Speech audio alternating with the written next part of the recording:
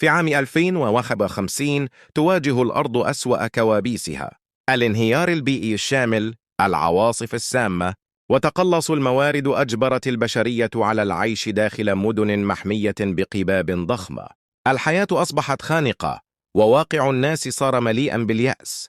في هذه الفوضى تظهر شركة تقنية عملاقة تدعى نيورازون، تقدم للناس حلا مغريا: عالما افتراضيا يسمى نوفا، حيث يمكنهم الهروب من الألم والعيش في واقع مصمم حسب رغباتهم. يتم تحميل وعي الأشخاص إلى نوفا، وتحفظ أجسادهم في مراكز سبات. تندفع الغالبية إلى هذا العالم الجديد، تاركين الواقع يموت ببطء. لكن ليان الصياد، مهندسة بيانات ومخترقة أنظمة، ترفض الخضوع. بعد أن فقدت شقيقتها داخل نوفا، تبدأ ليان رحلة في البحث عن الحقيقة خلف المشروع.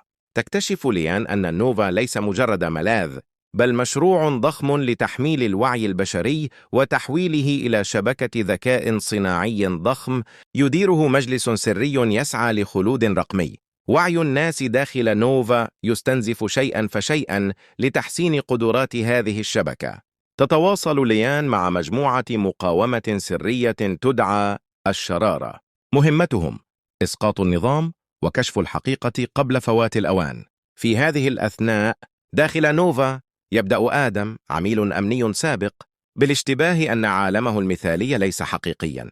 يسمع أصواتا تشوش الواقع ويبدأ في مقاومة التحكم. يلتقي آدم بوعي ليان المخترق للنظام، وتساعده على اكتشاف الحقيقة. يقرر مساعدتها من الداخل لتدمير نوفا. تواجه ليان وأعضاء الشرارة خيارات مستحيلة. السبيل الوحيد لتدمير نوفا هو إدخال وعي ليان إلى نواة النظام، وهي عملية لا عودة منها. تقبل بالمهمة، مدفوعة بذكرى شقيقتها وكل من فقدوا. في لحظة حاسمة تفجر ليان النظام من الداخل، وتستعيد ملايين العقول وعيها الحقيقي. يستيقظ الناس واحدا تلو الآخر، يواجهون واقعا مؤلما لكنه حقيقي. تنهار نيورازون، ويبدأ العالم في إعادة بناء نفسه. في نهاية الفيلم تبث رسالة أخيرة سجلتها ليان: الخلاص لا يأتي بالهروب، بل بالمواجهة. إن أردنا النجاة فعلينا أن نحلم ونحن مستيقظون.